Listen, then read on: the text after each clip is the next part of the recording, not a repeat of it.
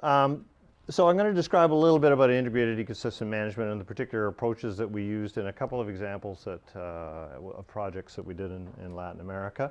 And I guess what we're trying to achieve is something like this rather idyllic scene that you see in the highlands of Ecuador here, where you have a nice clean stream, etc. The reality is most of the time I was working in less than pristine kinds of environments, and I'm going to give a couple of examples of approaches to small system wastewater treatment, in particular using subsurface or surface flow wetlands to treat wastewater, municipal wastewater or domestic wastewater. So what is integrated ecosystem management? Well, as we've heard earlier, basically you have a lot of different end users which are utilizing natural resources for different purposes. And they all have different points of view, they all have different ideas about what those natural resources should be used for. And so you have various uses as well as the needs of the stakeholders to take into account when you're trying to come up with a plan to manage those resources. So I want to talk on an illustrative basis about a couple of projects that we were involved with that utilized one particular tool which you might think about and it might be useful in international work. And that is to try to integrate environmental protection with the economic benefits that the population, the community might derive from protecting the environment. So that takes a little bit of work in order to work with the community to try to identify ways in which they can do the right thing, which is protecting the environment, and also derive some benefits from those activities. So I want to give a couple of examples here around treatment of domestic wastewater, one in central Mexico and the other in the highlands of Ecuador. So switching first to the situation in central Mexico. In this particular case, I was working with a colleague at the National University in Mexico. Eliseo Cantillano is his name. And he has been instrumental in starting up about 5 or 6 projects in various locations in Mexico in which we are using wetlands, subsurface flow wetlands to grow flowers, and from the growing of the flowers and selling of the flowers by the community, they derive economic benefits, and at the same time you're having treatment of the wastewater through the application of the wetlands. And in this particular case, which is the one that I was involved with, it took place in the Metcalfe Valley, which is in Hidalgo State, which is right next to the Federal District, Mexico City. And some of you might know that none of the treatment of wastewater, well, there's very little treatment of wastewater from Mexico City, which is a city of over 20 million people. But what treatment occurs actually happens in Hidalgo State. So all of the wastewater is pumped uphill over into the next valley. So the joke is in Mexico City, if you ever want to bring Mexico City to its knees, all you have to do is wipe out those pumping stations that get rid of all the wastewater and pump it into the surrounding valleys. And this wastewater is basically a resource which could be utilized. And it is in fact utilized. The Metcalfe Valley is a very dry area, but it is able to grow crops such as alfalfa and also feeder corn because of the transport of that wastewater, which is then used as a irrigation resource. And here's just an example of a guy, and he's out mucking around in this basically untreated wastewater, which is transported into the fields where they're growing corn in this particular case. Of course, there's all sorts of problems with agricultural workers in terms of diseases and parasites which they contract as a result of this practice. Now, this is supposed to be only used for crops that are not going to be used for human consumption. So that's the theory. We know that in fact there are vegetables which are grown for human consumption utilizing this untreated wastewater. So that is occurring quite commonly. And this is one of the basically channels which conducts the flow of wastewater from Mexico City out to the Metcalfe Valley. So what Eliseo, my colleague in Mexico, did, and I helped out a little bit, was to work with a indigenous community in the Mescatell Valley to basically utilize this resource, which is this untreated wastewater, for growing ornamental plants. And phase one of the project took place over the 2 years from 2005 to 2007. And that was a very simple kind of operation where basically all they did was they just opened up a little channel out into one of those wastewater channels that I showed you earlier, and conducted the water into this settling pond here, a very simple settling pond. And then after settling out some of the suspended solids, it was transported out into this open subsurface flow wetland. So basically you have coarse gravel and a few centimeters below the surface of the coarse gravel you have the wastewater, which is passing through by gravity through that system. And they were growing these calla lilies. You might have seen calla lilies here in Canada, but they're a very prized kind of flower in Mexico. And they would raise these flowers and then cut them and take them to the market in Mexico City, and they can sell for a fairly high price in Mexico City. So that was a fairly successful operation and generated some revenue for the community, and they were able to reinvest that in upgrading their facilities.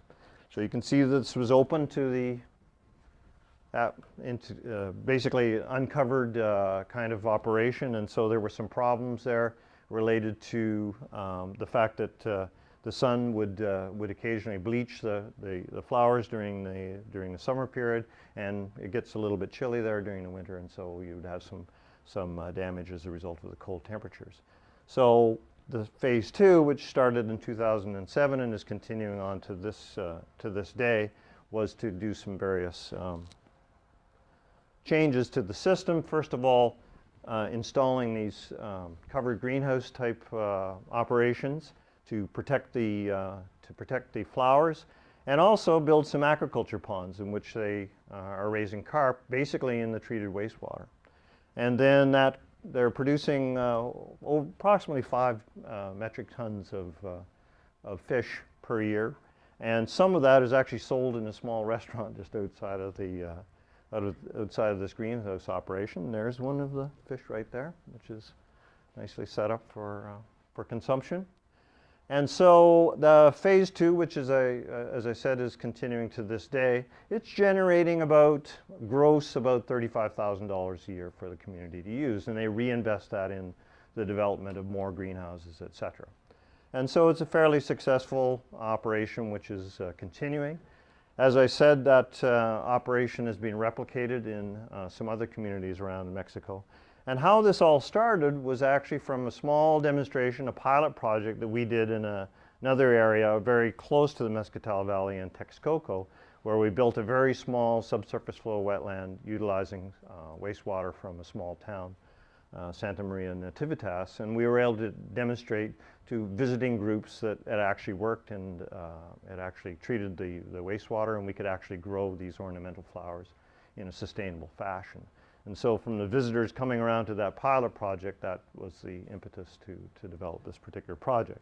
But what's necessary, of course, is the economic benefit that's derived from this operation, because maintenance of these wetlands actually takes a fair amount of time and effort. And so if there are economic benefits, then the community is willing to put in that time and effort.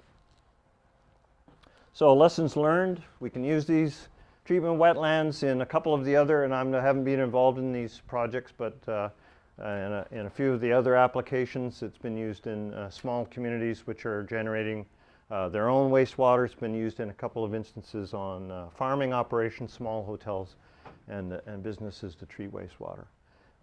So I'm not suggesting that this could be used in large communities. Probably more suitable for cooperatives or family units that would develop these kinds of systems and apply them to floriculture, aquaculture, and also use the water for irrigation. So as I said, there's considerable effort required for maintenance of these systems, so there has to be some incentive And so deriving economic and social benefits from those activities is key to sustainability and the success of the operation. Okay, switching to case history 2, which is Barrio Brasilia, which is a small village in the highlands of Ecuador, near an area called Lago San Pablo, which is a lake area. Hardly anybody calls it that. Imbacucha is the Quechua name for the lake. It's quite high, over 3,000 meters in the Andean area. And this particular village is almost entirely indigenous population. And up until we started to do this project, sewage was discharged directly into the lake, and along with the sewage discharges and agricultural runoff from a variety of other point and non-point sources, it's contributing to the fact that basically the lake is dead, anoxic, without oxygen below about 10 meters in depth. And so the work that we did was supported by CETA, and basically we did a bunch of projects were related to community outreach as well as capacity building, and also developing the capacity of institutions, primarily universities, as well as some NGOs operating in the area. So Barrio Brasilia is on the kind of the western edge of the lake. Here's a view of the lake, which is taken from the road around about here. So you can see it's a reasonably sized lake. In many areas, the wetlands have been destroyed as a result of the fact that livestock, pigs and cattle are allowed to graze in the area, and they've kind of ruined the wetlands in many areas. Small population, only about 165 people living there. They started a sewage collection system, centralized sewage collection system, and they were supposed to build a treatment plant, but ran out of money. That's a very common kind of thing that happens in developing countries, is they kind of get so far along on projects, and then money runs out, and so they're no longer able to continue it. So one of the reasons why we selected this area was there was a central sewage collection system already in place, and we just had to come up with a way of treating the wastewater. So we developed a little surface flow wetland in this case, not a subsurface flow, involving 6 cells, with the wastewater meandering its way through these 6 cells in the surface flow wetland. The retention time for the wastewater is about 3.5 days. The village was producing about 3,200 liters per day. We had to, of course, involve the community in the whole process, as was described earlier. But it was quite a cohesive community, not an awful lot of layers of organizational layers that we had to work with, so that was an advantage. And once again, we had to come up with some way in which we had cultural or economic incentives for maintaining the sewage treatment system. We involved a doctoral student as well as an honors undergraduate student, both from the Catholic University in the nearby city of Ibarra. And here's the surface flow wetlands, all 6 cells, which you can see behind you. And what I want to point out here is that you had the growth of a duckweed, Lemna minor, along the surface. That had an influence on the removals of certain nutrients, but also microbial activity within those cells was very important in nutrient removal. And I just want to point out, this is Roberto. He's the PhD student. Maria is the undergraduate student, and Linda Slavin here, she was our project coordinator. The cultural and gender issues cannot be understated, and we were working in an indigenous community, a Quechua community. Roberto is a city dweller from Ibarra of European origin. Maria is a member of the black population, which originally came to Ecuador from the Caribbean, brought there to work in the sugarcane fields, and of course Linda's from Canada. Roberto primarily worked with the men who were responsible for taking care of and maintaining the wetland. Maria primarily worked with the Quechua women who utilized the duckweed as a resource, which I'll describe in a second. But there were still cultural issues because Of course, it's a Quechua community. Spanish is their second language, and none of these folks spoke Quechua, so they all were working, well, at least the people in the communities were working in their second language. This is nitrate removal through the various cells. So you can see that while it's not perfect, really high levels of nitrate, so wastewater people, and you got about a, I don't know, 10–15% reduction in nitrate levels as you move through the wetland. So it did have some benefit. What they did was they took the duckweed and they dried it, and then they mixed it with cereal grains, primarily oats and barley, which were grown in the area. And then they fed it to guinea pigs. Guinea pigs are the primary protein source in the highlands of Ecuador, as well as Colombia, Bolivia, Peru. And cuy, as they're called, are raised as a protein source. So the undergraduate student, Maria, she did a little bit of work in which they raised guinea pigs using various combinations of the lemna, which was included in the feed. And you can see if you include about 10% of the duckweed in the cereal product, you had better weight gain in the guinea pigs. So she was able to demonstrate this to the women in the village, such as this woman here. And so there was some incentive for continuing to maintain the surface flow wetland in order to utilize the guinea pigs. So then skin, cook, and serve. I wouldn't walk a mile for guinea pig meat. It's okay, but it's definitely a bit of an acquired taste, but certainly it's one of the major, the only protein source for those communities. So lessons learned. This treatment wetland is still being used in this community. Unfortunately, we were hoping that the success of this project would translate to more communities in the area adopting this approach. That hasn't happened to this point. Probably the degree of economic benefits, I suppose, from this operation isn't sufficient to really get the communities cranked up about using it. It's different in Mexico with the flour operation. There was a clear dollars and cents benefit to that particular project, and so that is translated into more communities which are utilizing that approach. Also, the fact that we were working with a small indigenous community was a definite plus. It's a cohesive group, very self-sufficient, very resourceful. They don't expect anybody to come and help them. They know that if they're going to accomplish anything, they're going to have to do it themselves, and that there's not going to be any outside sources of funding. So they have a history of working together, and we're certainly an easy group to work with. So just a couple of examples, small examples of some projects I was involved with, and hopefully you can take what you will from those particular examples. So thank you.